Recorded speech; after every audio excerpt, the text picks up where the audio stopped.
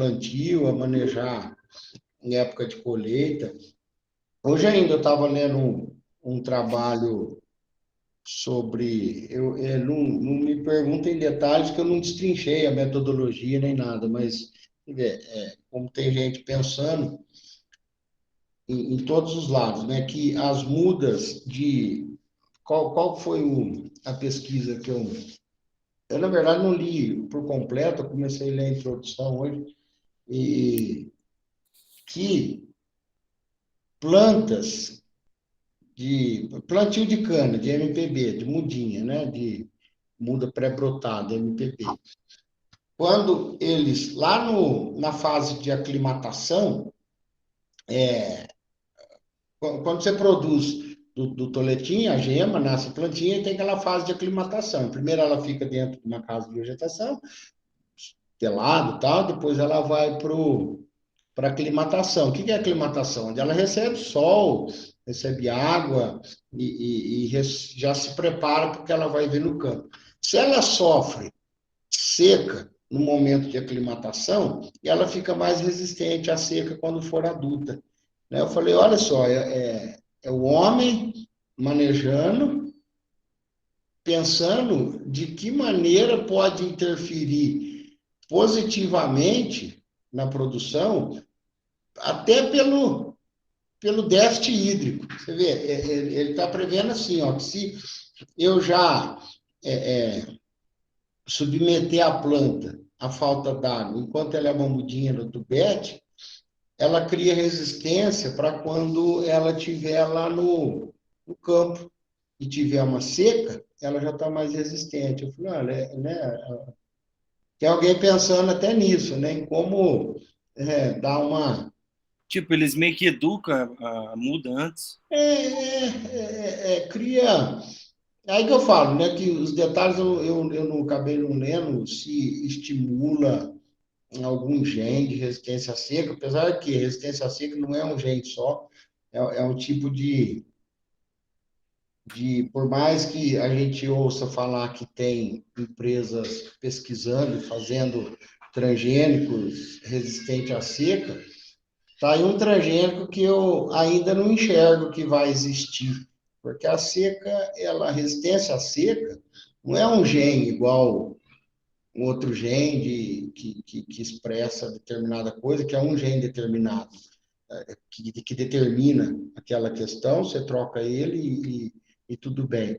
Não, a seca, tantos genes envolvidos, desde o gene da fotossíntese ao gene da raiz, de medida de raiz, quantidade de pelo absorvente, tudo mais. Então, eu não sei quando ele deu já essa falta d'água lá no terreiro, como que a planta adquiriu resistência? Mas é isso aí, o pensamento é igual esse que você falou, Lucas. Você já você prepara a planta para dar uma vacinada nela, fala assim, ela já sentiu seca quando estava no tubetinho, quando ela estiver grande, ela já está mais resistente. Mas é legal você ver o homem interferindo até de maneira natural, né? Não estamos falando de interferência de laboratório, de criar mutação, nem nada disso, né? Mas é interferindo no manejo. Isso é pura técnica de manejo, né? Então, tem bastante coisa sendo estudada em todos os segmentos aí, né? Então, cada um segue aí pro seu lado, né? Eu, a medicina tem muito disso, né?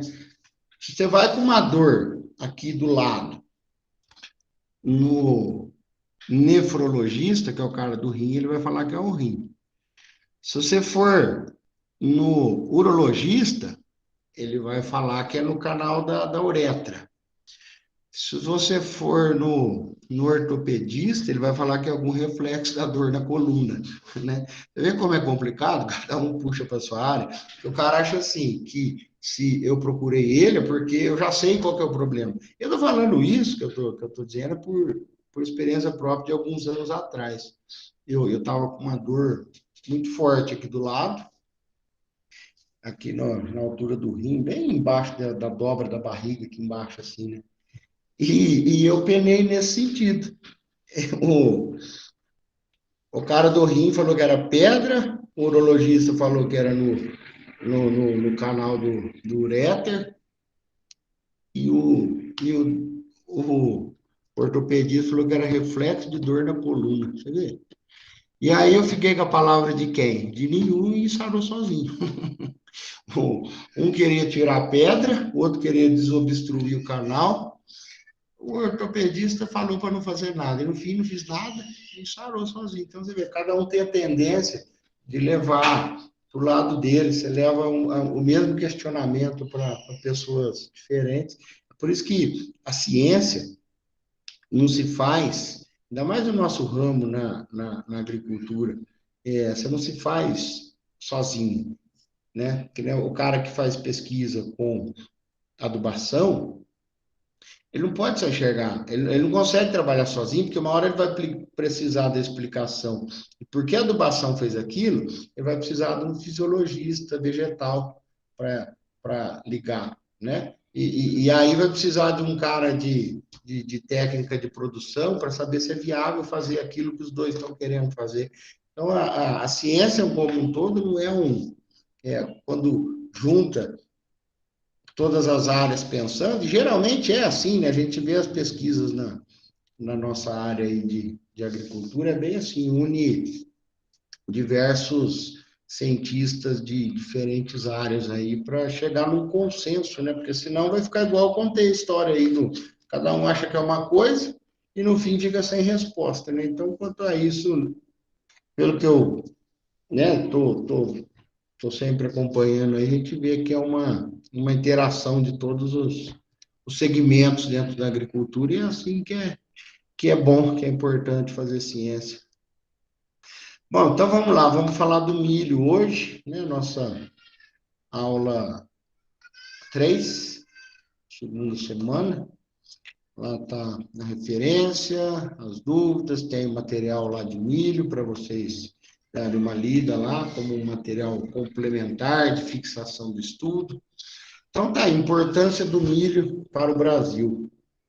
Olha lá, grande importância não somente como cultura, importante como cultura anual, é importante para a pecuária, é importante para a economia e é importante para a sociedade como um todo. Lembra que eu disse da soja ser um enchimento proteico?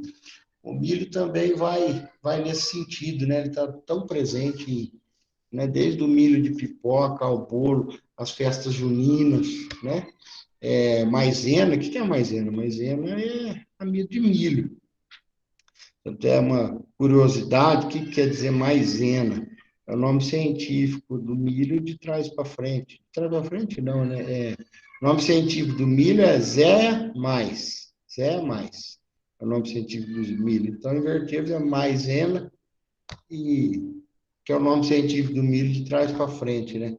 Mas está aí nos salgadinhos, pecuária, grande consumidor de milho, né? Como fonte de proteína. Agora a gente tem visto aí usinas de milho para produção de etanol. Abrindo um parênteses, não vai nunca superar a cana, tá? É muito mais caro produzir etanol de milho do que de cana. Por vários motivos, né? A cana produz 100 toneladas no hectare, o milho produz 5, 6, máximo 10. O tempo de fermentação da sacarose da cana é de 12 horas, do milho dá 72 horas, porque é outro tipo de açúcar, né? O amido é um açúcar, tá? É um polissacarídeo. Tudo que é sacarídeo é açúcar. Então, quando a gente fala polissacarídeo, é um açúcar cheio de, de molécula de açúcar. Então, ele é muito mais difícil de quebrar, ele é muito mais demorado para fermentar. Então, por isso que o etanol de milho não vai substituir o etanol da cana nunca. Assim, é mais uma fonte de produção de milho. Aí vai falar, mas nos Estados Unidos, lá o etanol dos Estados Unidos é de milho. Mas o governo paga uma boa parte, né? Vamos falar assim, se custa 200, o governo paga 150, você paga os 50 só, porque é a opção que eles têm lá para produzir etanol, para não ficar dependendo de exportação, o governo financia produtores de milho para produzir etanol, né? Lá eles têm dinheiro à vontade para financiar. Mas é isso, o milho é de fundamental importância para tudo. No Brasil, importante aliado aos produtores de soja e algodão, que é o famoso milho safrinha. Só relembrando, né, eu falei isso aqui um pouquinho na aula passada, quando a gente fala safrinha, a gente está falando da segunda safra. É uma safra que ela vem logo em seguida da primeira safra, que faz aí uma ponte entre a primeira e a terceira safra, né? Então, porque, vamos falar, a safra é aquela de final de ano, a safrinha é aquela de começo de ano, aí tem uma safra ali de inverno, que é uma terceira safra, que essa sim é menos produtiva, tá? Então, o milho, ele é produzido, a maior parte, como segunda safra. Vamos ver alguns dados de produção. O Brasil é o terceiro, né? Aqui a gente está vendo safra 2021, a estimativa da safra atual, né? Porque o 21 está fechado ainda, mas a gente se mantém em terceiro, com certeza, porque a gente não vai alcançar a China, muito menos Estados Unidos, e nem vamos ser alcançados pela União Europeia. Então a gente se mantém aí na terceira produção, mas veja que bem abaixo, diferente da soja, né? Nós vimos na aula passada que o Brasil está lá na frente com relação à soja, mas no milho, Estados Unidos está na frente, e boa parte por conta de produção de etanol, tá? Então, lá que eu estava dizendo, a gente produziu 100 milhões de toneladas no ano passado, sendo que, ó, 25 milhões foi na primeira safra e 74 milhões na segunda safra. Então, isso aqui, de terceira safra, quase que irrelevante. Então, a gente vê que o milho hoje ele é produzido na segunda safra. Segunda safra, que eu estou dizendo, não é que, vamos ficar claro isso, não é que o cara produz milho 3 vezes, né?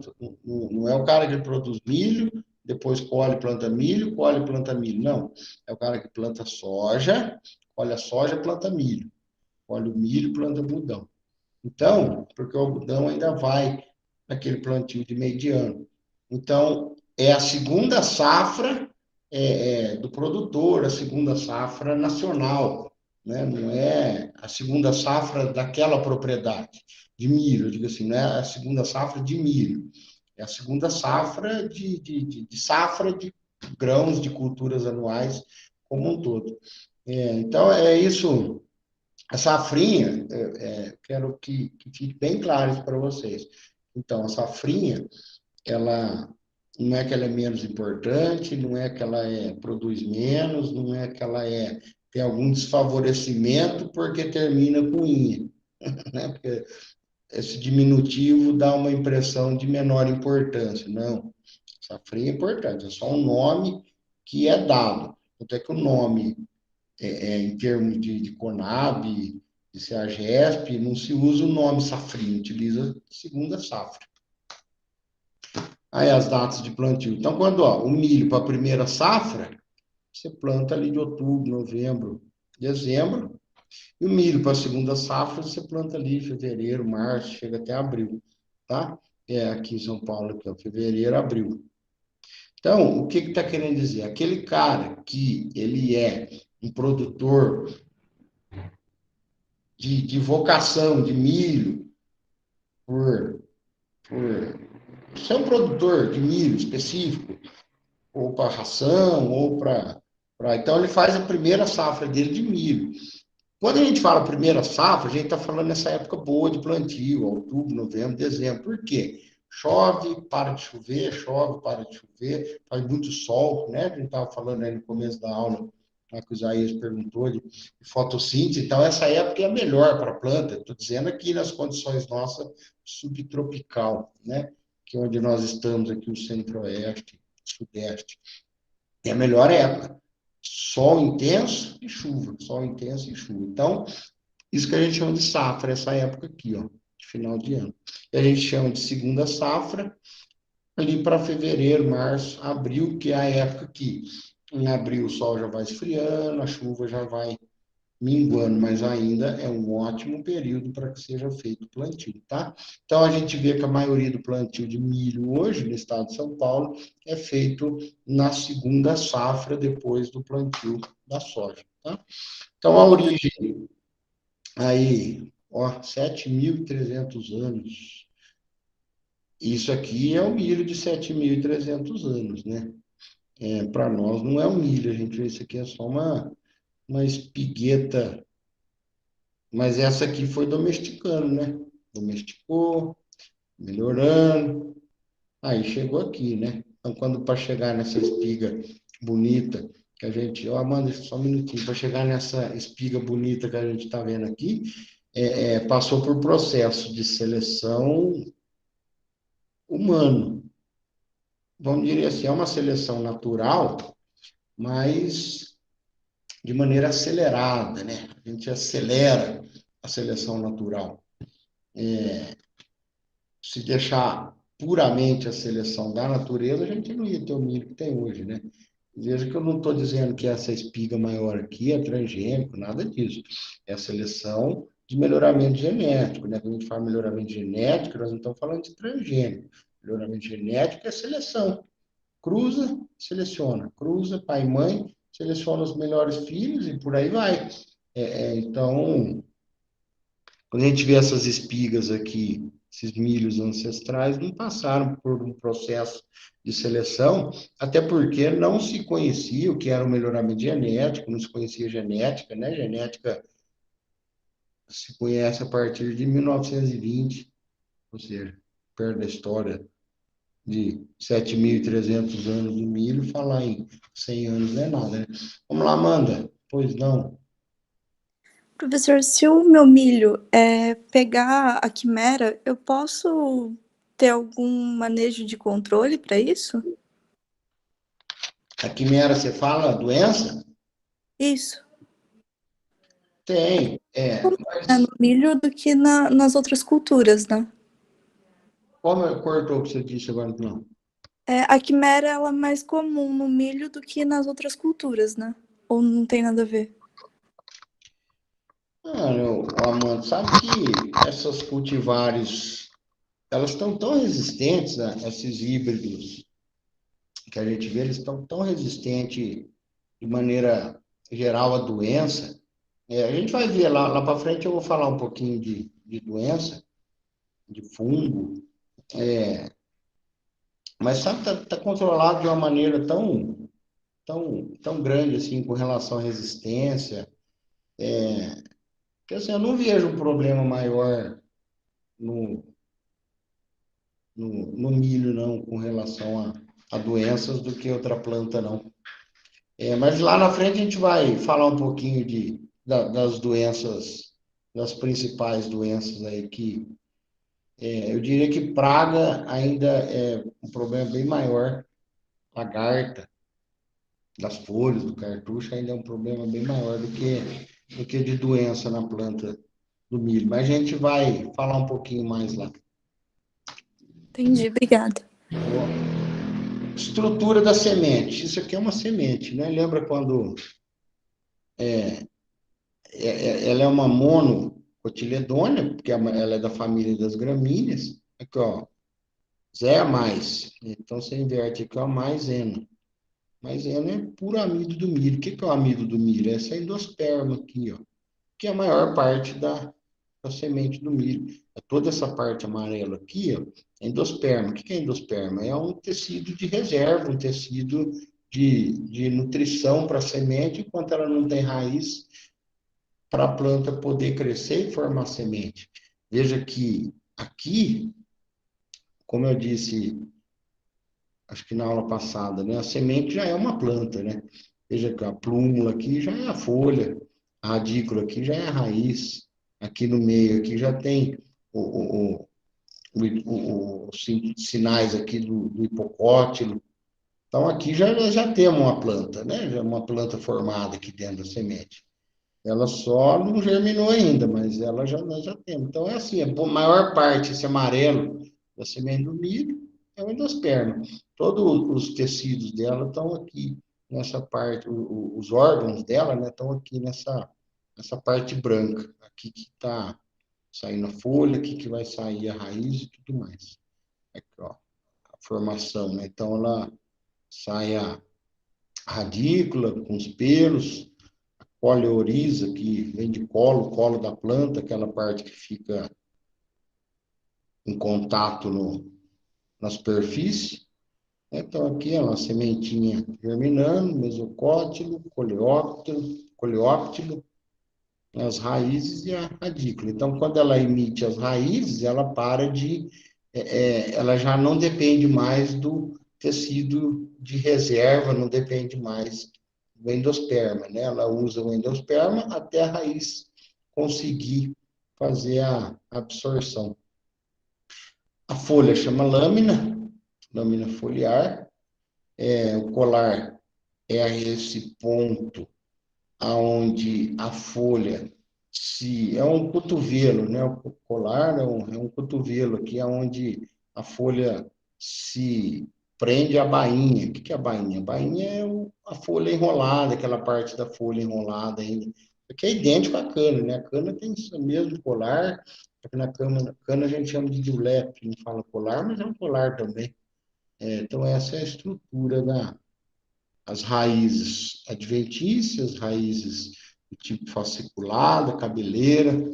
E aí, o milho, ele é uma planta monóica. O que é monóica? Tem os dois sexos na mesma planta, que é uma planta dioica. Uma planta dioica tem um sexo. Por quê? Porque o sexo está separado. Dioica, o sexo está em duas plantas, ou seja, uma planta é macho, mamão, não tem lá um mamão macho, mamão fêmea? Porque uma planta é só macho, uma planta é só fêmea. Então, a planta ou é macho ou é fêmea. Quando a planta monóica, mono de um, quer dizer que uma planta, a gente fala até mono é casinha, né? Então, é uma casa, tem o, o pai e a mãe, monóica, a mesma planta. Dioica, está em duas casas, tá? O pai e a mãe estão separados, então chama de planta dioica. Então, milho é uma monóica, tá? O pai e a mãe, quando eu estou falando pai e a mãe, a parte masculina e feminina na mesma casa, monóica. Uma casa só tem o masculino e o feminino. Qual que é a parte masculina? É aquele pendão que forma lá em cima. Qual que é a parte feminina? São esses cabelinhos aqui, que é o estigma. E o cruzamento da parte masculina com a parte feminina vai dar origem a sementes, né? Que é o grão que a gente conhece. E essas sementes ficam presas na rax, que a gente chama popularmente de sabu. O estigma, o canal, que o pólen, meu mouse está falhando aqui, o estigma é o canalzinho aonde o pólen, meu mouse está ruim, o estigma é esse canal aqui, que é o pelinho, não tem um pelinho lá? Cada grão tem o seu cabelinho, cada grão é o cabelinho, por quê? Esse cabelinho é o canal aonde o pólen entra e chega no óvulo. Desculpa, chega no ovário. Quem que é o ovário? É a semente. O óvulo é o que está dentro da semente. Então, quando a gente está comendo um grão, a gente está comendo o óvulo da planta, né? Uma melancia é um óvulo inchado. A gente está comendo melancia, nós estamos comendo o óvulo da planta. Então, o grão do milho é o óvulo. Dentro do óvulo, nós temos o ovário. E quem fecundou o ovário foi o pólen. E o pólen chegou através do estigma, que são esses cabelinhos aqui que ficam para fora. Então, ó, cada cabelinho desse aqui é um grão que se formou. Ou deveria ter sido formado, porque pode ter um abortamento, né? Do pólen encontrar o óvulo e não fecundar. Aí não dá o grão. Aí fica aquela falha na espiga sem o grão, porque o pólen não conseguiu fecundar o óvulo, né? Então fica um ovário vazio. Então cada fiozinho desse aqui, ó, é um grão, que a gente chama de boneca, né? A gente fala, isso aqui é boneca da planta. Então a boneca é esses cabelinhos aqui. Quanto mais cabelinhos, maior é o grão, mais grãos por espiga, maior a produtividade, tá? Aqui, então, ó, parte masculina, a inflorescência, o pendão, a espigueta, é onde tem o pólen masculino. Então, veja aqui esses cabelinhos são a parte feminina. Então, veja aqui,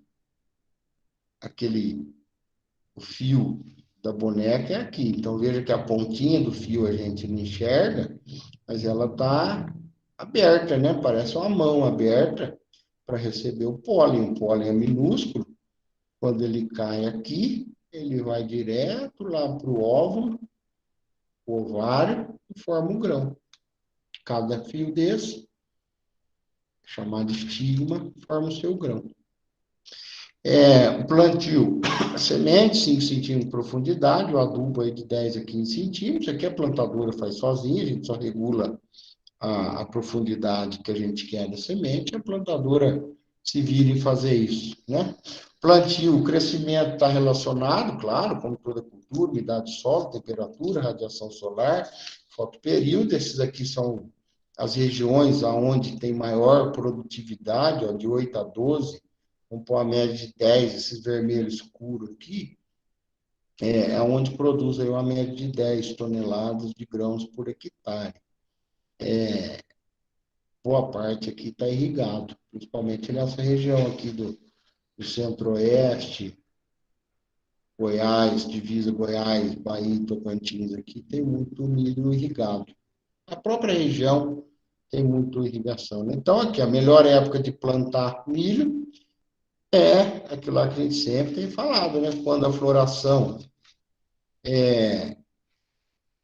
tiver com os dias longos e a etapa de enchimento de grãos com temperatura mais elevada, com alta disponibilidade de radiação solar.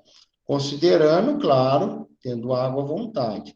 Então, a gente sempre faz o plantio considerando que a floração pegue os dias de maior insolação, de temperaturas e radiação solar adequada. No Brasil, no sul, isso aí é de agosto a setembro, aqui na nossa região, no centro-oeste, é outubro a novembro, que é a época de safra, tá? Para fazer o plantio, primeira coisa, o planejamento, né? Isso aqui não só para o milho também, né? Mas quando a gente está plantando, já vendo a máquina plantar lá no campo, bem dizer, o plantio, eu estou falando assim, do ponto de vista do produtor, né? Quem está vendo lá de fora, quando vê a máquina plantando, é que está no plantio. Mas para o produtor, quando vê a máquina plantando, já está acabando o plantio, né? Para ele já acabou o plantio. Por quê? Ele começou lá muito mais cedo do que o plantio, né? Ele precisa escolher a semente, ele precisa comprar a semente, ele precisa programar a chegada dessa semente para que fique o menos tempo na propriedade, né? Por quê? Para você ter lugar para armazenar, custa, você ter lugar para armazenar, você pode perder, pode dar uma chuva, pode dar uma umidade, pode dar alguma doença, algum roedor, né? Então você tem que ter um armazém muito adequado para receber a sua semente. Então, tem que ter um planejamento aí, no mínimo de 2, 3, 90, 100 dias antes de você fazer o plantio, você já tem que ter comprado semente, programado o dia de chegar, para chegar pertinho do plantio, você já tem que ter escolhido, contratado, adquirido, alugado, arrendado, máquinas para fazer plantio, para fazer os tratos culturais, adubação, já tem que ter comprado insumo, enfim, o que eu estou querendo dizer aqui é que, quando você está vendo a máquina plantar, na verdade, é a última etapa do plantio, né? O plantio já começou muito mais cedo, né? Para o produtor. A cultivar, eu pus um número aqui, ó, 50% do resultado da sua lavoura, da sua produtividade, é a escolha correta da cultivar. Tá? E para escolher a cultivar correta, você tem que considerar, obviamente, a época que você planta, considerar as condições suas de nível tecnológico, finalidade do cultivo, o que você vai fazer com milho, se é para ração, se é para milho verde, se é para fazer silagem, se é para fazer semente, então a escolha. Aqui entra uma parte meia variedade ou híbrido. Você pode plantar os dois, né? Mas a variedade é um cruzamento natural, onde a mesma planta se cruza e ou uma porcentagem é com a planta vizinha, mas a maioria é aquele grão que foi produzido pela autofecundação, né? Nós falamos que ela é monóica, a parte masculina, inoculou não fecundou a parte feminina, isso a gente chama de variedade, uma cultivar de variedade. Então, elas são mais rústicas, ela não tem alta produtividade, as lavouras não ficam uniformes. É aquela questão de você plantar a sua própria semente. Se você é um produtor com pouca tecnologia, com pouca área, tudo mais, uma variedade que você produziu ou mesmo que comprou são bem mais baratas, né? Então, quando a gente fala variedade, a gente está dizendo isso, são sementes que vieram de fecundação, de cruzamentos não controlados, né? São grãos que se formaram, então agora a gente tem que ter isso claro na mente, né? Que quando a gente está vendo uma semente, a gente está vendo o filho de um cruzamento, né? Então, quando esse cruzamento ocorreu de forma natural, para formar o filho, que é a semente, isso a gente forma uma variedade. Quando são cruzamentos dirigidos, cruzamentos induzidos, cruzamentos de linhagens puras, a gente chama de híbrido. E o híbrido é o que tem alto vigor, tem alta produtividade, é exigente em tecnologia, ele tem uma alta homogeneidade, né? Por exemplo, a gente vê aqui, essa foto não está legal, mas veja aqui uma lavoura de milho de variedade, de milho híbrido, a gente vê que são homogêneas, plantas da mesma altura, olha essa foto aqui, ó. Isso aqui é uma lavoura típica de um híbrido. Então, veja que ela tem exatamente a mesma altura de espiga, e se contar a diferença de grãos, quem faz ideia quantos grãos tem? Vou fazer duas perguntas. Quantas espigas, vamos falar, nos híbridos de alta performance, quantas espigas tem por planta? Quem sabe?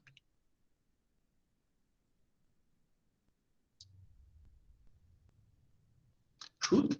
Não sabe, chuta. Milhos de alta. 3 ou 4. E aí? Quem dá mais, quem dá menos? Duas espigas? Duas? Ó, tem duas, 3 e 4. Ninguém vai falar uma? 6, ó, o Wander já foi lá no 6. Ninguém falou os milhos híbridos de alta performance, é uma espiga por planta. Por quê? a espiga fica bem maior. A espiga, aí ele compensa esses híbridos, uma plantinha do ladinho da outra, vê na foto aqui, ó. Uma plantinha encostada na outra, ó, 5 centímetros uma da outra. Só que uma espiga por planta, tá? Então, os híbridos de alta performance são assim, por quê? As espigas são mais... Porque imagina assim, toda a energia daquela planta, tudo que ela absorveu, tudo que ela fez de fotossíntese, tudo que ela trabalhou, foi para uma espiga. Então, essa espiga é a filha única, né? Mais bem criada. Então, os milhos variedade, que não são híbridos de linhagens puras, dão lá 2, 3, 4 espigas, tá? Então, quando vocês virem milho com diversas espigas, a chance de ser uma variedade, a chance não, é uma variedade, né? Então, quando é uma variedade, é o quê? Que não é semente comprada de milho híbrido. Sementes compradas de milho híbrido são uma espiga e, né, que eu falo que são linhagens puras, são cruzamentos dirigidos. E quantos grãos, outra pergunta que eu estava tentando lembrar, e quantos grãos por espiga? Agora pegou, hein? Então, é uma espiga por planta e quantos grãos por espiga? Que para nós, a produtividade, nós vamos fazer cálculo, os últimos slides lá, vocês já ficam aí com a caneta e o papel na mão. A gente vai fazer estimativa de produtividade do milho e a gente vê que, para nós, o que importa é o número de grãos por espiga. Quem chuta? Fala o número aí. 100. 100, quem dá mais, quem dá menos? 600. E aí, quem acha? Quem acha que está para o lado dos 100 ou lado dos 600? 180 ao Wanderson foi o número mais preciso, né, Wanderson? 182,5. Brincadeira. Legal, mas a gente tá aí para aí, mas o Fagner passou perto. É por volta aí de 600, tá? Entre 500, 700. É isso que para nós vamos fazer lá o cálculo de estimativa, mas fica por volta disso aí. 400, 500, 600, 700 é mais difícil, mas fica por volta aí, vamos por 500, entre 500 e 600 grãos, tá? Então, a densidade populacional fica aí na média de 50, 70 mil plantas por hectare, com espaçamento aí de 0,7. Aqui, ó, a partir da década de 60, a densidade das plantas vem aumentando. Os híbridos têm melhorado a arquitetura. Isso aqui eu já volto o slide. Isso aqui, a arquitetura. Ó. Veja que os milhos hoje, eles são criados para ficarem mais perto uma planta da outra. As folhas estão mais inclinadas. E quando a gente fala que aproveita mais o sol, a gente tem tendência a pensar assim, bom, mas quanto mais plantas, vai fazer mais sombra e menos sol. Não, o aproveitamento do sol é muito maior. Aqui esse desenho ilustra isso, ó. Plantas mais distantes, veja que você não está aproveitando todo o sol, tem radiação se perdendo aqui entre uma planta e outra. Quando as plantas estão todas juntas, veja que está chegando sol para todos e não está perdendo nada de radiação solar. Então, por que que as plantas, as cultivares mais modernas, estão cada vez mais perto uma da outra, 7 centímetros uma da outra, por conta das folhas estão ficando mais, vamos falar, adaptada para receber o sol, né? A gente consegue até imaginar a folha assim, veja que a área para receber o sol é bem maior do que uma planta dessa aberta, né? Então, essa é a... Então, qual que é a vantagem de reduzir o espaçamento? Aumento de rendimento, porque aumenta a eficiência da luz solar, como eu estava dizendo. Controla melhor a planta daninha, porque quanto mais fechado a lavoura, menos mato tem. Reduz a erosão, por mesma coisa, solo coberto, qualidade de plantio, maximização da plantadora, porque os espaçamentos de soja são bem pertinhos uma planta da outra. Então, imagina se você planta soja e milho com 5 centímetros, você tem um mesmo espaçamento na plantadora de uma cultura para outra. E qual que é a desvantagem? É mais difícil para cultivar quando você faz uma planta em cima da outra. Mais difícil adubar, mais difícil entrar na lavoura, mais difícil para você colher. E pode aí dar a requeima por conta de umidade, né? A requeima é um fungo que Professor, aparece. Oi, qual que é o espaçamento padrão do milho? o milho, 50 centímetros entre linha e, e 0,7 e 7 centímetros entre plantas. Que dá Entendi. aí, se dividir 100 por 7, dá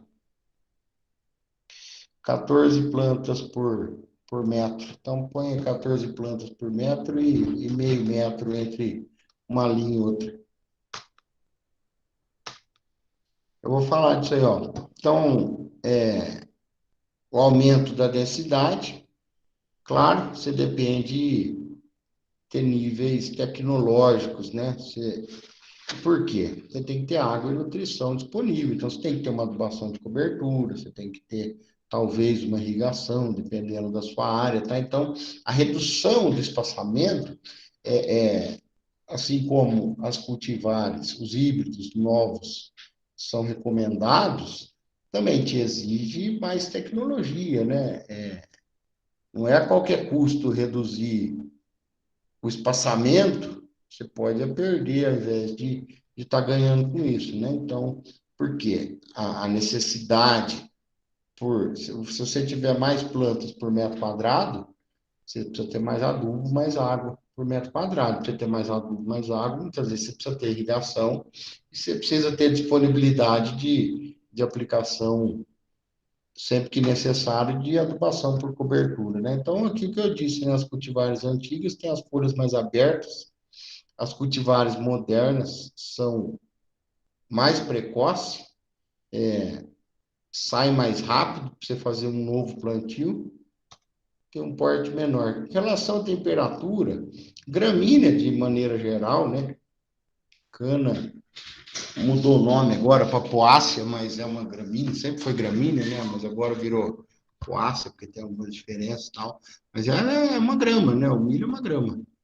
Então, veja que de 10 a 42 graus, né? Então, é diferente da soja, né? A gente viu que a soja lá é de 35, de 32 a 37, né? Vê que a soja é mais exigente com relação a clima, temperatura.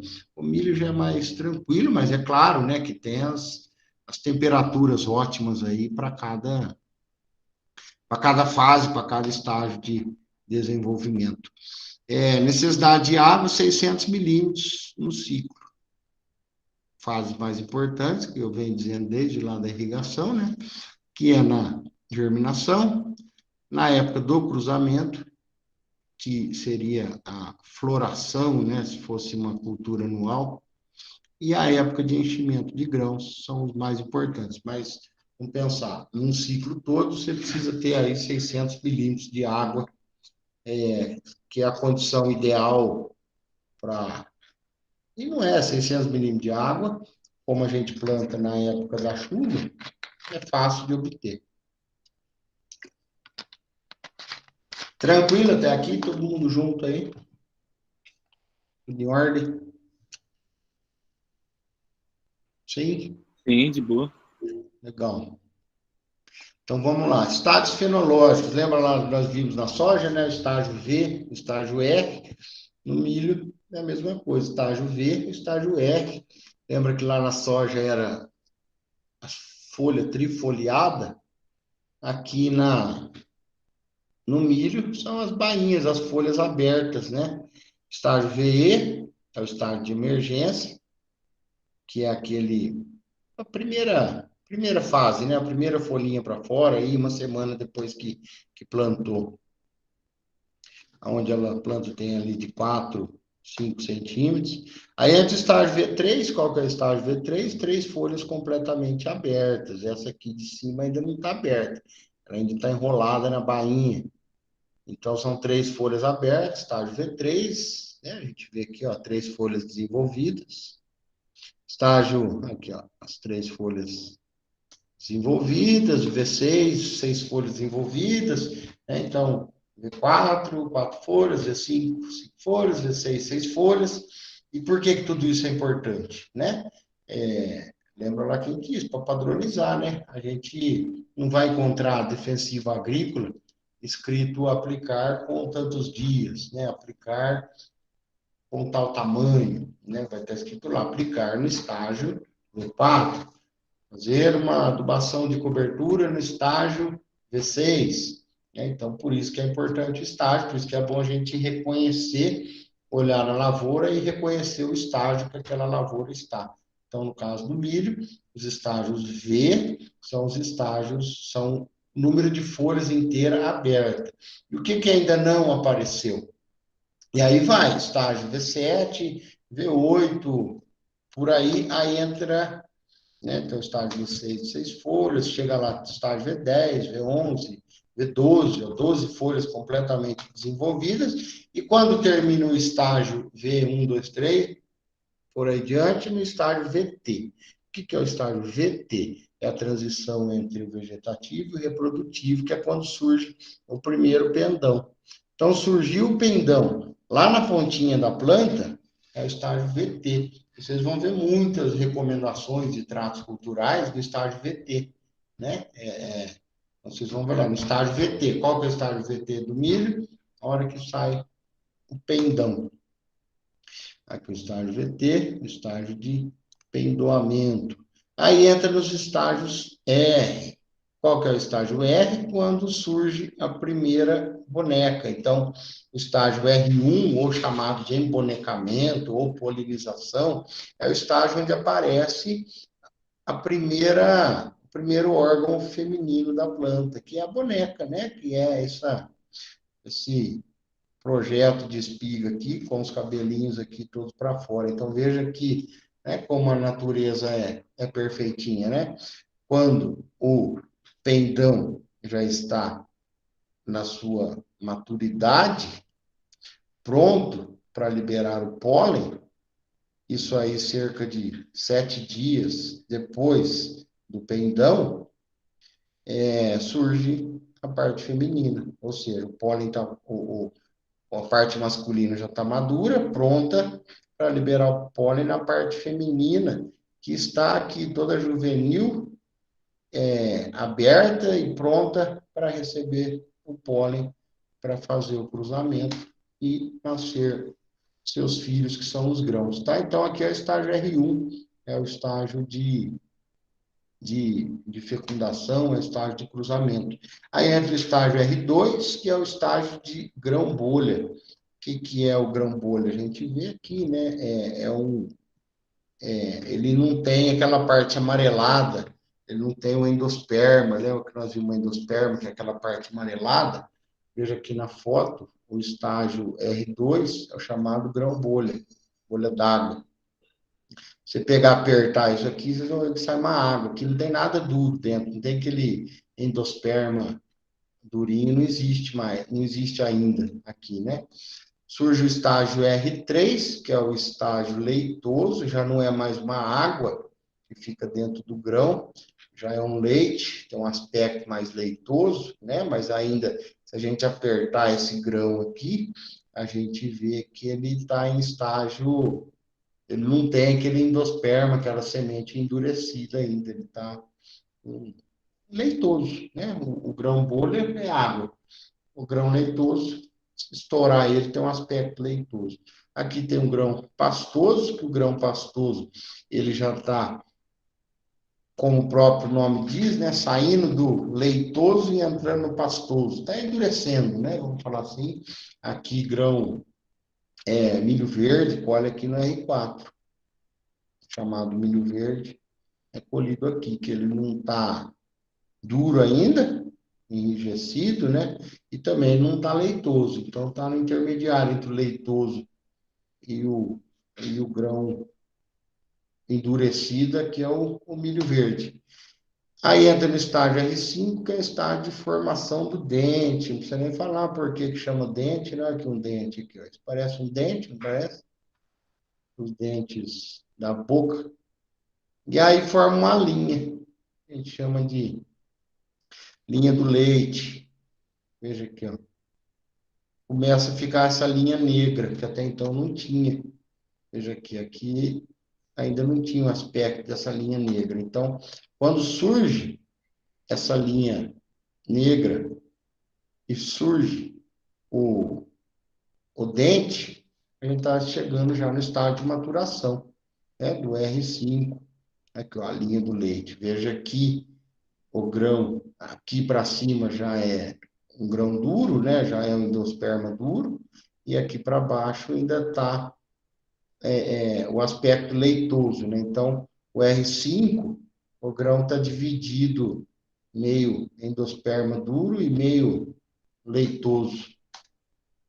E aí entra no estágio R6, que já é o estágio de maturação, aonde a linha do leite já se formou, aliás, a linha do leite já desceu. Veja que aqui, na foto anterior, a linha do leite está em 50%, está no meio do grão.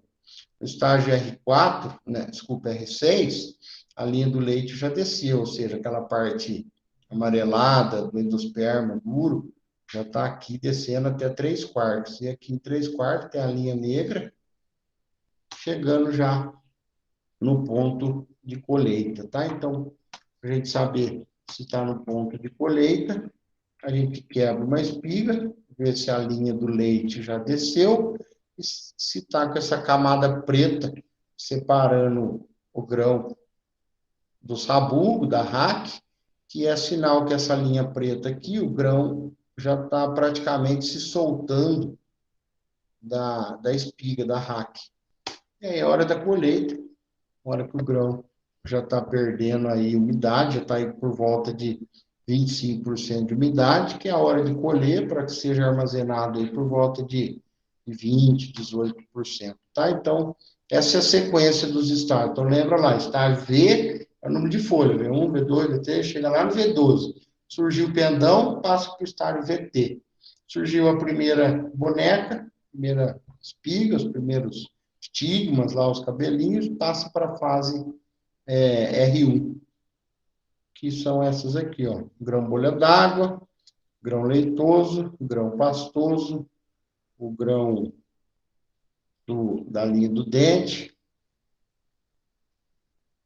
e aí é a hora da colheita, tá? Então, esse é o ciclo completo, ó, do VE, V1, 2, 3, 7, VT, pendamento, R1, aí R2, bolha d'água, R3, leitoso, R4, pastoso, R5, da linha do dente, o R6, maturação completa, hora de colheita. Em termos de extração de nutrientes, já é bem conhecido, a gente vê essa tabela aqui, que é o quanto que a planta extrai, a lavoura extrai de cada nutriente, tendo em vista a produtividade, né? Então, veja aqui, ó, se vai produzir 3 toneladas por hectare, ela extrai, quando eu falo extrai, o que é extrai? Ela tira do solo.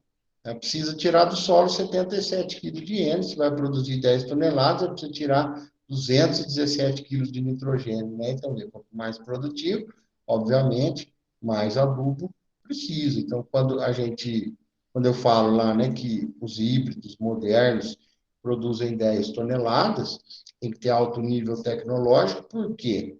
Porque eu preciso de muito nitrogênio. A gente sabe que nitrogênio não se aplica tudo no plantio, é feito parcelamento. No caso de 200 quilos, é feito aí no mínimo 3 parcelamentos. Então, você tem que ter uma tecnologia em máquinas disponível para, assim que a planta atingir seus estágios de vegetativos, para ir recebendo essa dose de nitrogênio.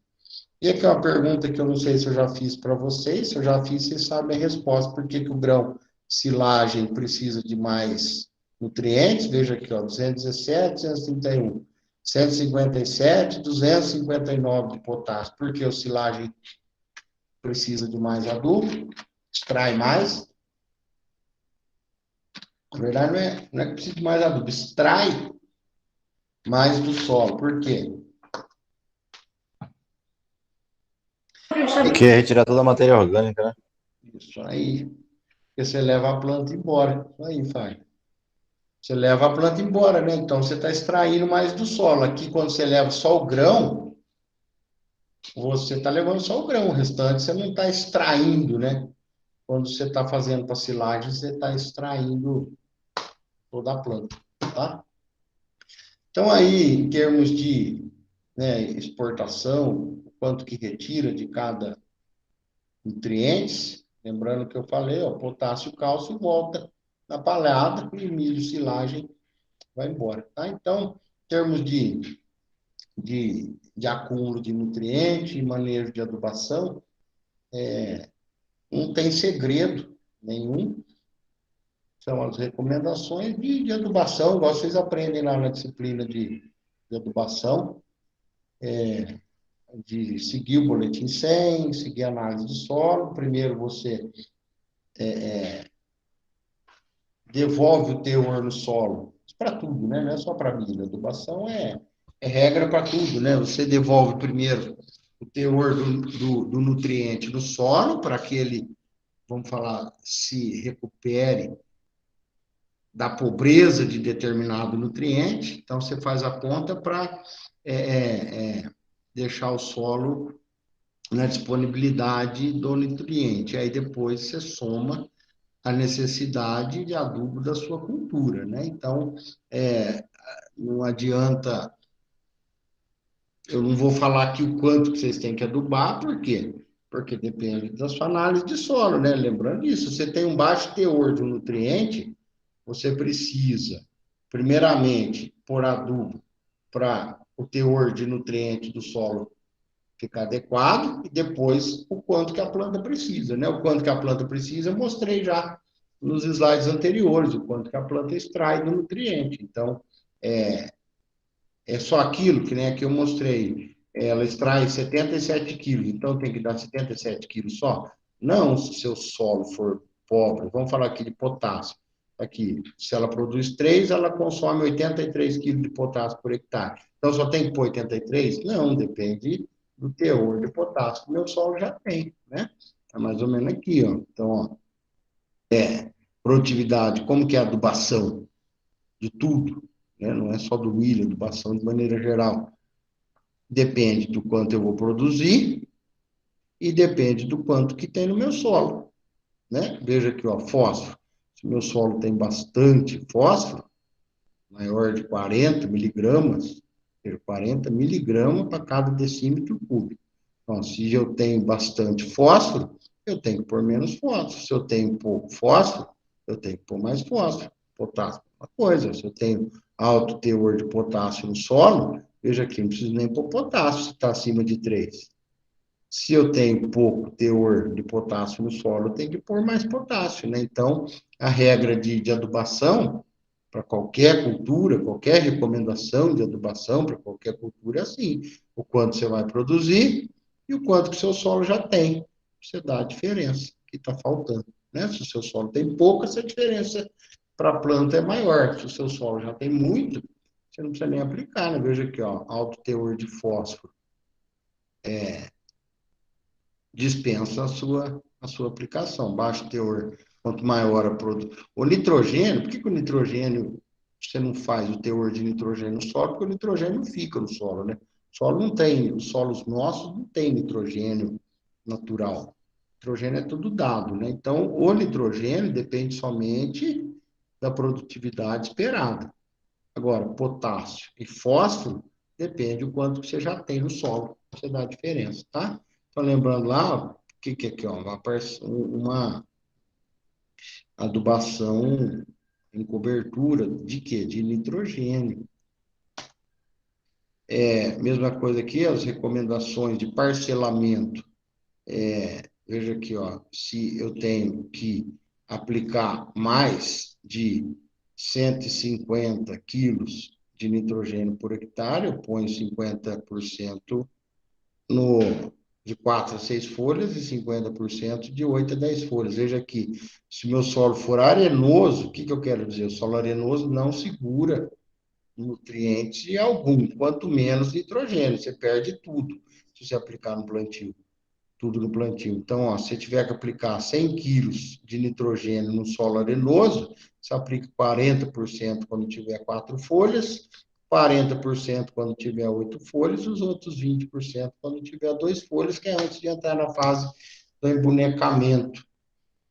Sintomas de nitrogênio, coloração amarelada, sintomas de fósforo, é sempre as bordas arroxeadas, né? Aqui é a mesma coisa, interpretação de análise de solo, lá, se o seu teor é baixo, você precisa de mais fósforo.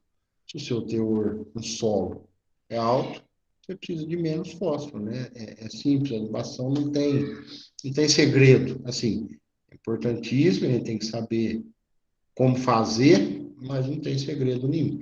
Potássio, mesma coisa, sintomas de potássio, amarelecimento na folha, a mesma coisa aqui, recomendação de potássio, se tem menos o solo, ó, teor alto, pouco potássio. Teor muito baixo de potássio no solo, muito potássio. Por quê? Como eu disse, primeiro para encher o solo de fósforo, do nutriente, e depois dá para a planta, né? Os sintomas de deficiência de magnésio, essas cloroses na folha. Em termos de micronutriente principal para o milho é o zinco, ou seja, faça uma análise de micronutrientes no solo. Se tiver faltando zinco, tem que aplicar o zinco na planta, que em termos de micronutrientes é o mais importante, né? Então, lembrando que micronutrientes não quer dizer que ele é menos importante. Quando a gente fala de micronutrientes, nós estamos querendo dizer que a planta usa pouco, você tem que aplicar pouco, muitas vezes são gramas por hectare, né? Mas não que não seja importante. Se não tiver zinco, por exemplo, não tem crescimento da planta de milho, tá? As plantas ficam mais curtinhas. Pragas, as principais aí são as lagartas na fase vegetativa, as lagartas que desfolham a planta na fase vegetativa, cigarrinha, que faz a picada de prova na folha, e no que ela faz essa picada, ela aplica, ela insere um vírus na planta que causa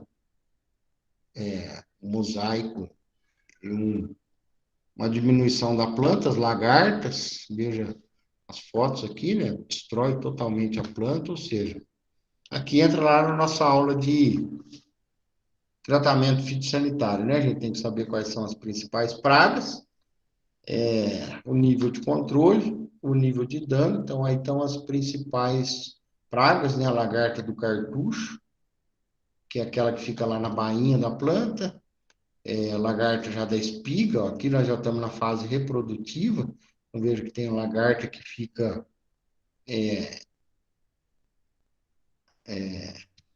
dentro da espiga, né? Se alimentando, destruindo o percevejo. Veja aqui onde o percevejo se pega naquela fase de grão pastoso, grão leitoso, grão bolha d'água, ele simplesmente extravasa todo o conteúdo do grão, o grão fica assim. Controle, todos eles controle químico, a maioria deles. O gorgulho, o bicudo é problema não só no campo, como o caruncho, como no armazém, no depósito, a traça, a mesma coisa, ela pega o grão, bolha d'água e põe seus ovos e simplesmente estoura o grão, não deixa ele crescer. Os roedores, problemas em armazéns, doença, enfesamento da espiga, antracnose, que é um fungo, coletrótrio, principalmente. Era essa aqui que estava falando, Amanda? Isso. É antracnose, né? Ela é um fungo que as plantas têm bastante resistência, né? Nessa podridão do colmo aí. Ah, não. Mas, É uma que deixa só a parte amarela. Tipo, uma parte ela fica verde e a outra ela fica amarela. Ela qual? di- Na folha, Isso. Ela divide a folha. acha o nome do agente causador para mim. Tá, peraí. Vê aí, pega no celular aí, procura enquanto eu vou caminhando aqui, ó. Ferrugem é um fungo também. A ferrugem é a ferrugem da cana, a ferrugem da soja, é tudo Puccínia. Aqui muda o tipo de Puccínia, né? Muda a espécie, né? Mas o gênero é tudo Puccínia. O carvão comum também é um fungo, estilago, é o mesmo fungo da cana também, é o mesmo carvão, o mesmo fungo que causa a doença do carvão na cana. Ferrugem, outra Puccínia, outro tipo de Puccínia. As manchas causadas por bactérias, podridão do fusário. É esse, Amanda? Não, também não. Também não. É sintoma físico que possui e caracteriza quimerismo. Não Então, sei mas se é isso. acha que o agente causal da quimera que você está falando? Então, eu não achei como ir. Quando você falou, eu achei que você estava falando aqui, você estava falando quimera, né? Eu achei que estava falando aqui da glomerela. Ah, Eu, não, é da quimera. eu me confundi. A quimera, eu não estou lembrando o que é exatamente, que doença, quem que causa quimera no milho. Eu estava confundindo aqui, eu achei que você estava falando lá no começo, da antracnose, né? Que é um fungo causado pela gromelera. Ela traz perda de cloroplasto para folha, para planta. Então, mas eu queria saber quem causa. Tá, eu vou tentar achar. Depois você acha, você põe, você, você lembra nós, não precisa ser na aula hoje, pode ser na próxima aí. Fica aí uma lição de casa para você, então, Amanda. Você descobrir para nós o agente causador e os sintomas aí da doença, se é doença que você está se relacionando, se mencionando aí. O eumintosporo, bactéria, fungos que causam podridão.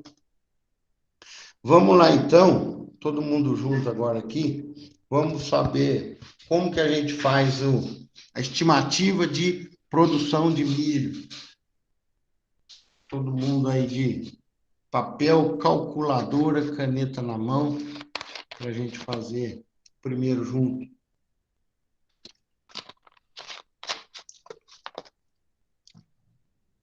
Podemos ir?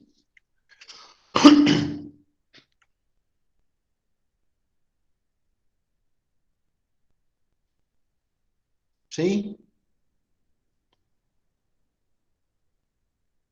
Peraí, professor. Todo mundo quietinho hoje, é terça-feira, não é nem segunda, segunda já dá para dar uma melhorada do que é na terça. Vocês estão muito quietinhos hoje. Nem todos, alguns. Brincadeira, vamos lá. Ó, essa é a fórmula, copiem aí. Número de espigas em 4 metros quadrados, vezes o número de fileiras, do que? Da espiga, né? Vezes o número de grãos por fileira, vezes 0,7. O 0,7 é fixo, é um número aí de ajuste.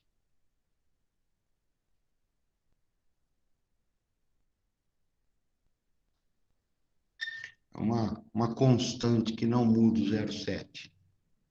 O que a gente tem que determinar é isso aí, o número de espiga em 4 metros quadrados, contar o número de fileira, contar o número de grãos por fileira, vezes 0,7. Então, o mais chatinho aí que precisa de mais atenção é chegar no número de espigas em 4 metros quadrados. Por que em 4 metros quadrados? Porque é a fórmula de Illinois, que é a mais utilizada para cálculo de estimativa do milho, a mais precisa, vamos falar assim. É uma delas, né? Pode ser que alguém fale aí, mas eu já fiz outra. Tudo bem, se for um cálculo oficial, tá valendo. Mas a chance de se deparar com essa fórmula aqui é a maior. Podemos ir? Copiaram, hein? Então vamos lá. Primeira coisa, definir quantas espigas temos nos 4 metros quadrados, que é o que a fórmula pede.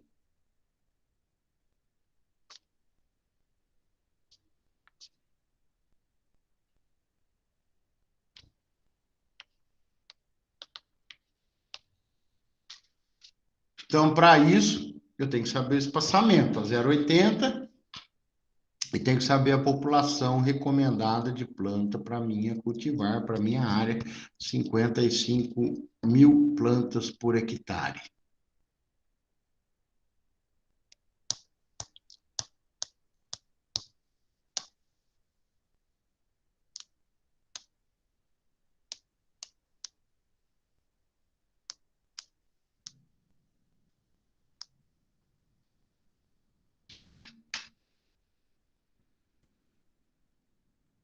Rapaz, acabou a força aqui. Estou no escuro.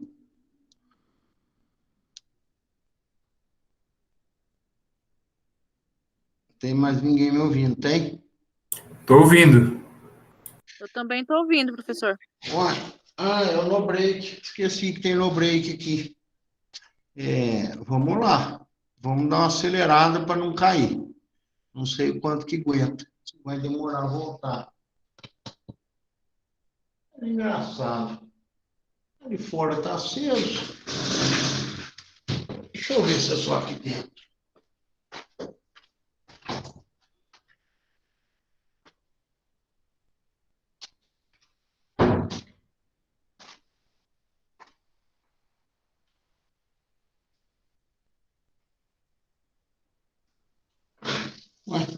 Não entendi.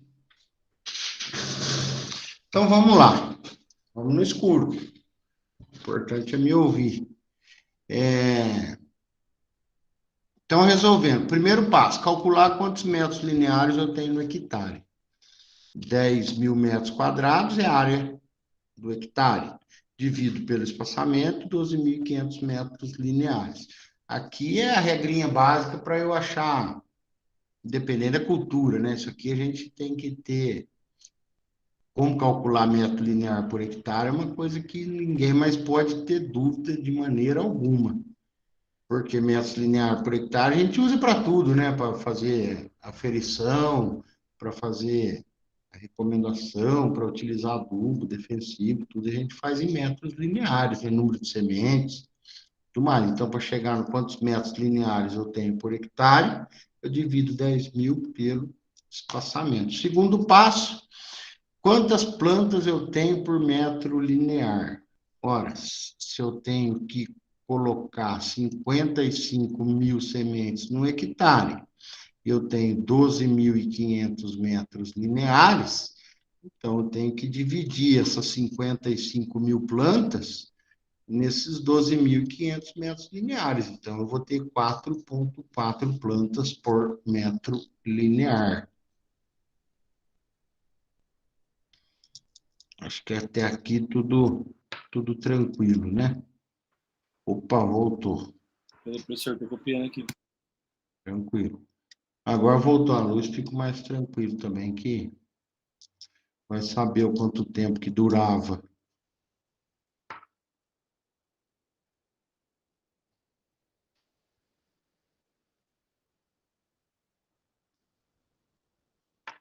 Será que hoje também tenha como ligar o computador no celular, né? Como ligar um celular no outro. Ou seja, não tem mais como não pagar a pessoa no Pix, né? Você vai falar, esqueci a carteira, faz um Pix. Você fala que não tem internet e o outro empresta a internet. Eu ouvi dizer que agora vai fazer, não sei como, que o Pix não vai mais precisar de internet, não vai mais precisar estar conectado à rede. Não sei como, mas eu vi isso. Não faço ideia como que eles vão consultar o saldo da pessoa e... Eu ouvi isso, viu, professor? Hã? Eu também ouvi isso. Então, mas não sei como. Também não explicaram como, mas eu vi isso, que não ia mais precisar de conexão para fazer Pix. Até aqui tranquilo, todo mundo está entendendo, não só copiando, tá? Não vamos só copiar, não, vamos entender o que nós estamos fazendo. Bom, nós estamos na primeira etapa daquela fórmula, né? A fórmula no começo, que é a parte mais detalhada aí, né? Saber quantas espigas que eu tenho em 4 metros quadrados, né? Então, eu calculo quantos metros lineares eu tenho no meu espaçamento, depois eu distribuo o total de plantas no meu total de metros lineares. E depois, em 4 metros quadrados, quantos metros lineares eu tenho? Olha que chatinho, mas eu preciso saber isso porque lá na fórmula está perguntando o número de espiga em 4 metros quadrados. Então, eu preciso saber quantos metros lineares que eu tenho em 4 metros quadrados, que é uma regrinha de 3. Assim, 10 mil metros quadrados. Eu tenho 12.500 metros lineares, que está lá em cima, nós acabamos de calcular. Em 4 metros quadrados, eu tenho x, 4 vezes 12.500, dividido por 10.000. Eu vou ter aí que em 4 metros quadrados, eu tenho 5 metros lineares.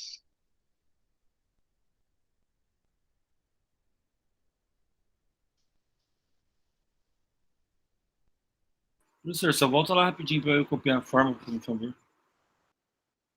Vai, eu vou te falando. Número de espigas em 4 metros quadrados, em 4 metros quadrados,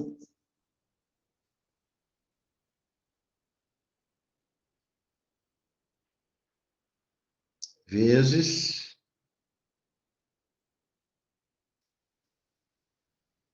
Número de espiga. número de fileiras de espiga, né? Fileira de grãos de espiga. Número de fileiras na espiga. Vezes o número de grãos por fileira,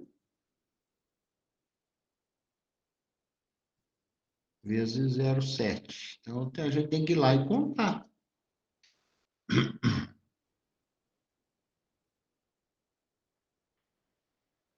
Até aqui tudo bem? Todo mundo tá junto aí, acompanhando? Sim ou não?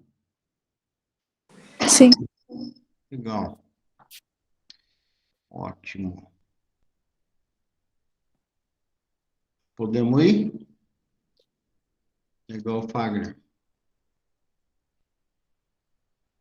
Podemos ir? Sim, podemos sim. Aqui, deixa um espação aí embaixo desses 5 metros lineares, deixa um espação aí que nós vamos continuar isso aí depois desse próximo slide aqui, porque a segunda etapa da minha fórmula, eu tenho que coletar 3 espigas que representem o talhão, né? E fazer essa contagem aí do número de fileira e da quantidade de grãos por fileira. Então, essa segunda etapa, na nossa aula, nós vamos... Eu vou dar esse número, né? Nós vamos... Se fosse na aula prática, na aula presencial, eu levaria uma espiga lá para a gente contar um fileiro, número de grãos, mas no nosso caso aqui online, eu vou falar para vocês o número de fileiras e a quantidade de grãos. Então, vocês anotem aí. Segunda etapa, contar o número de fileira, quantidade de grãos por fileira. O nosso exemplo para a gente utilizar na fórmula são 14, o número de fileiras, e 42 grãos por fileira, que dá a nossa média aí de 588. Aí. Professor, aí a escolha dessas 3 espigas, aí tem cada um faz de uma forma ou tem um... Porque tem que ser uma escolha aleatória, né? Isso, tem que ser uma escolha. Não, não é bem aleatório, viu, Márcio? Porque assim, você tem que olhar um padrãozão, né? Depois que você identificou qual é o padrão, aí é aleatório. O que eu estou querendo dizer? Você não pode pegar nem aquela bruta espiga e nem aquela que está ali mirradinha, né? Você tem que ver, no geral, assim, qual que é o padrão de espiga, aquela. Aí, se determinou o padrão, aí você vai numa aleatória dentro daquele padrão e coleta três. Ah, Quando a entendi. gente está falando em, em híbrido, eles são bem homogêneos, né? Você anda ali 3 passos para cá, 5 passos para lá e mais 5, e a gente vai ver que é bem próximo o número de fileiras, quase que bate uma espiga com a outra, porque eles são bem homogêneos, Uhum. por aí. Tranquilo até aqui, então? E qual que é a terceira etapa? A gente precisa, então, Professor, volta lá rapidinho. Opa! Então, a terceira etapa é concluir aquela fórmula anterior que pede o número de espigas em 4 metros quadrados. Lembrando que a gente já tem quantos metros lineares a gente tem por metro quadrado. Então, já dá para responder quantas espigas eu tenho em 4 metros quadrados, quantas plantas eu tenho em 4 metros quadrados. Pronto. Vamos lá, olha a fórmula anterior lá. Quantas plantas e tentam me responder isso aqui, ó.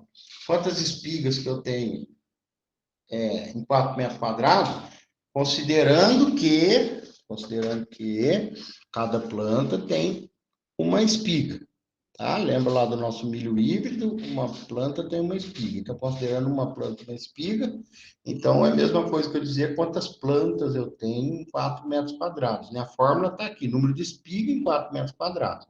Mas considerando uma espiga por planta, então quantas plantas eu tenho em 4 metros quadrados? Quem sabe me dizer? Se eu tenho que em 4 metros quadrados eu tenho 5 metros lineares, quantas plantas eu tenho por metro linear? Já calcularam aí?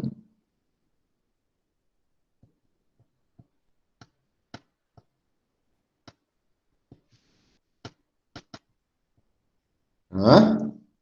Ó, eu quero saber quantas plantas que eu tenho em 4 metros quadrados, porque eu estou considerando, aqui a fórmula é o número de espiga, mas como eu estou considerando que o meu híbrido tem uma espiga por planta, então é a mesma coisa que eu perguntar quantas plantas que eu tenho em 4 metros quadrados. Quantos metros lineares eu tenho em 4 metros quadrados? Nós já calculamos aí. 5 metros, né? Linear. Exatamente, 5 metros lineares. Quantas plantas que eu tenho por metro? Vocês já calcularam aí também? Isso aí, Wanda.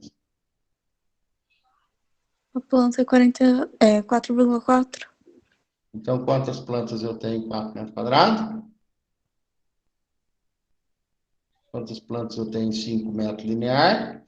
Se em 1 metro linear eu tenho 4,4 plantas.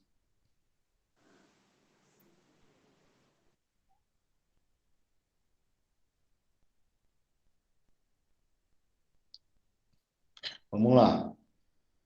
Quantas espigas eu tenho em 4 metros quadrados? Considerando uma espiga por planta, seria a mesma coisa que eu perguntar quantas plantas eu tenho em 4 metros quadrados.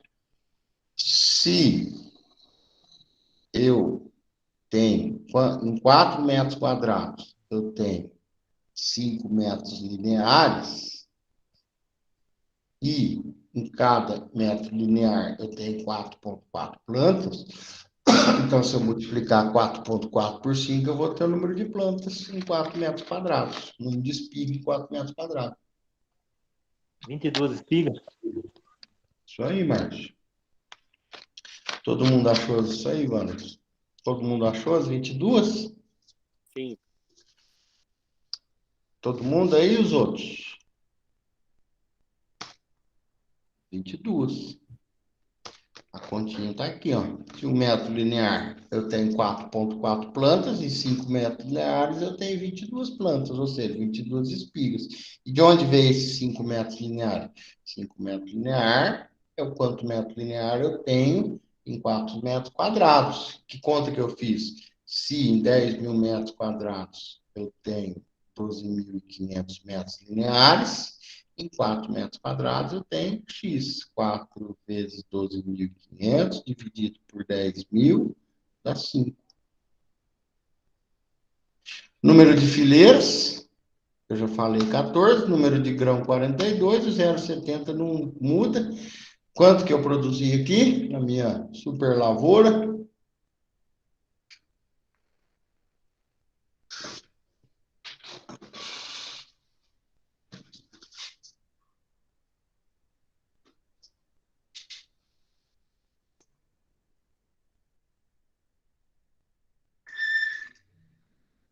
R$ 9.055, professor? Exatamente. Quantas sacas? Isso aí, Wanderson. Muito bem.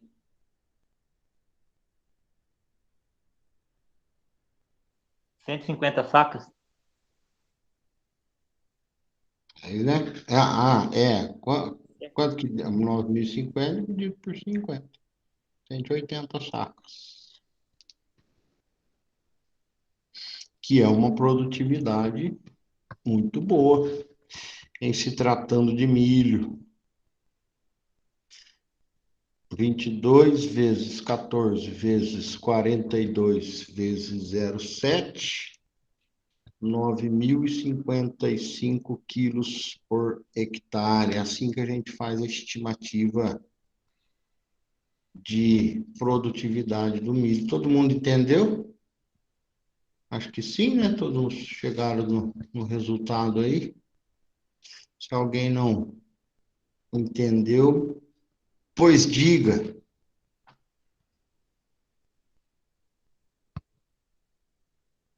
Que estamos aqui para dizer.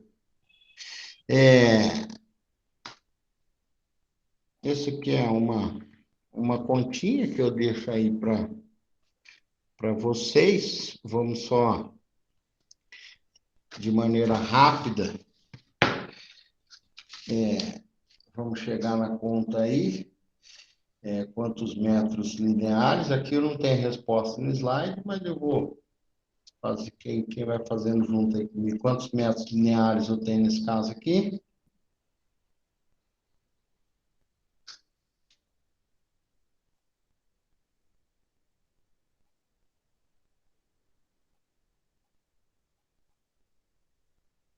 R$ 12.500.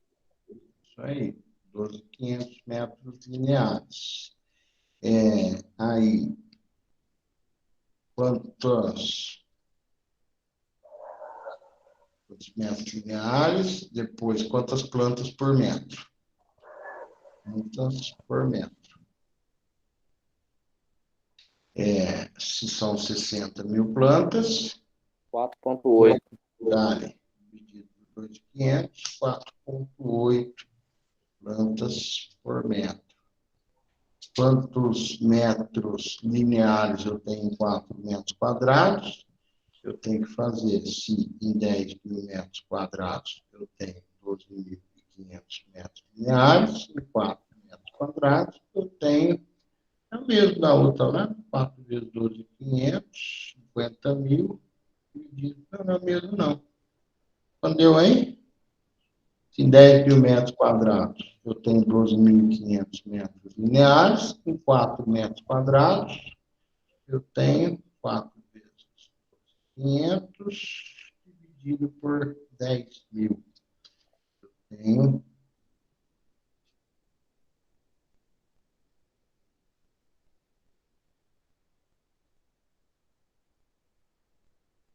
5 plantas por metro quadrado. E quantas plantas que eu tenho em 4 metros quadrados? quantas plantas eu tenho em 4 metros quadrados. Se em 4 metros quadrados eu tenho 5 plantas, se eu tenho 4,8 plantas por metro e tenho 5 metros em 4 metros quadrados, então eu vou ter 4,8 vezes 5, eu vou ter 24 plantas em 4 metros quadrados. Aí eu faço 24 vezes 12 fileiras, vezes 48 grãos, vezes 0,7. Minha calculadora deu 0. 24 vezes 12 vezes 48 vezes 0,7. 9.676 quilos por hectare. Veja se bateu aí. Eu fiz agora, essa aqui eu não tenho pronto, não. A minha bateu, professor. Bateu 9.676,8. 0,8. Então, nós acertamos. Se 2 bateram, é porque está batido, porque a gente não ia acertar até o 0,8, né? Se não tivesse errado. Pois é. Então, ó, nós chegamos lá que nós temos 12.500 metros lineares no hectare.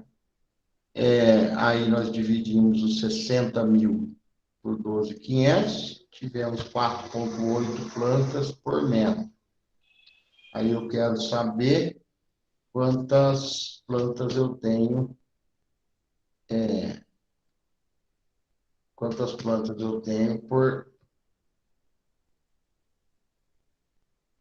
por metro. 5 plantas. Quanto que eu fiz? 10.000 metros quadrados. Tem 12.500 metros lineares. Em 4 metros quadrados, eu tenho 5 metros lineares. Se eu tenho 5 metros lineares e tenho 4,8 plantas por metro linear, quer dizer que eu tenho 24 plantas. E no nosso caso... Professor, dá para o professor fazer naquele print lá, na lousinha, o senhor escrevendo a fórmula tudo certinho? Tô com um pouco de dúvida, cara. Então eu tenho que sair aqui. Deixa eu ver o que eu tenho que fazer. Eu tenho que sair da apresentação, porque está no modo... Deixa eu mudar o modo aqui de apresentação. Rapaz, eu vou sofrer que o meu mouse está pipocando hoje, hein?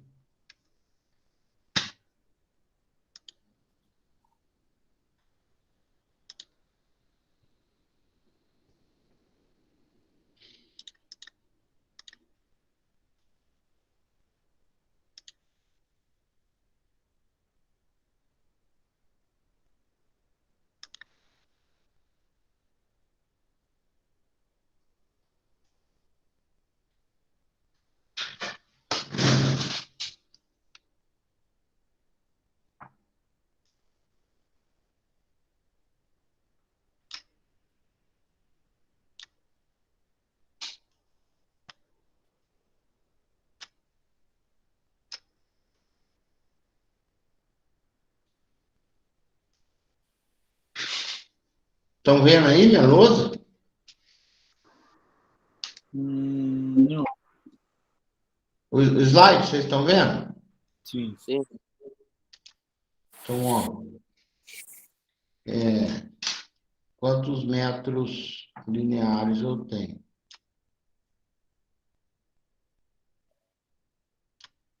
Metros. Rapaz, já é ruim de escrever com mouse sem pilha. O metro linear.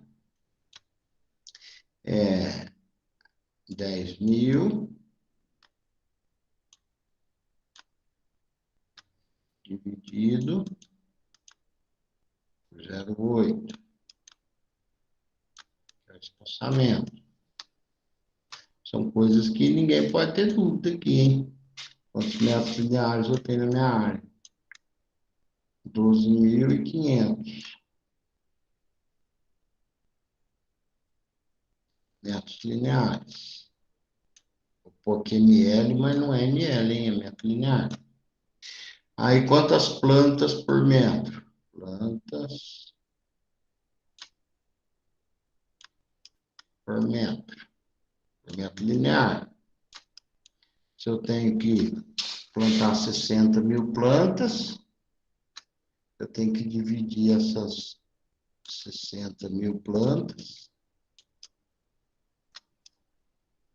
nos 12.500 metros quadrados, lineares. 60 mil dividido pelos 12.500. Andar. 4,8. 4,8. Espera aí que meu mouse está dando trabalho aqui. Deixa eu ver se eu consigo o mouse do computador. Não dá.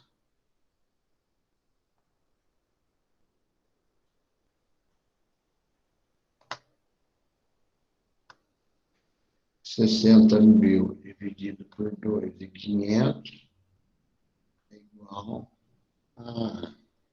Quanto por aí? 4,8. 4.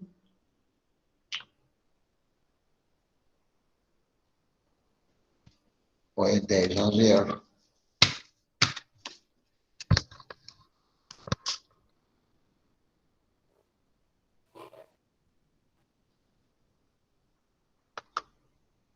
No mouse do computador. Diz que é ruim. Tem gente que não gosta de mouse sem fio, por causa disso, que se ele acaba a pilha, você não tem outro, você fica na mão. Então, 60 mil dividido por 12.500 é igual a 4,8. 4,8 plantas. 4,8 plantas por metro. E aí eu tenho que saber quantos metros. Nossa, não sei se está adiantando eu escrever isso aqui, porque está horrível, hein? Não sei se ninguém está conseguindo entender. Agora meu mouse parou de vez. Mas já está escrito lá na frente, professor. Dá para entender. 4,8 plantas. Agora eu paro de vez. 4,8 plantas. Aí vamos ver se vai dar uma chacoalhada nele aqui. 4,8 plantas por metro linear. Agora ele está indo. Então, aí eu tenho que saber quantas plantas, quantos metros lineares eu tenho em 4 metros quadrados. Também os detalhes aqui estão no slide anterior lá, né? Então, assim, ó, em 10 mil metros quadrados. Esse passo a passo está no slide anterior, né? Só estou mostrando o contexto. Em 10 mil metros quadrados, eu tenho 12.500 metros lineares. Em 4 metros quadrados, eu vou ter que 5 metros lineares. 2.500 metros lineares. Tem 4 metros quadrados, tem 5 metros lineares. E quantas plantas eu tenho em 4 metros quadrados? Se eu tenho 4,8 plantas por metro linear, e tem 4,8 plantas por metro linear, tem 5 metros lineares em 4 metros quadrados, 4,8 vai dar 24 plantas em 4 metros quadrados. Por 4 metros quadrados. Que é o que eu preciso saber aqui na fórmula aqui, ó. Então, o número de espiga em 4 metros quadrados. 24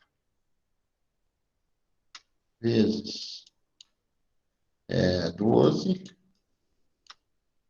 vezes 48 vezes 0,7. Então, nossa conta aí deu 9.000. Ih,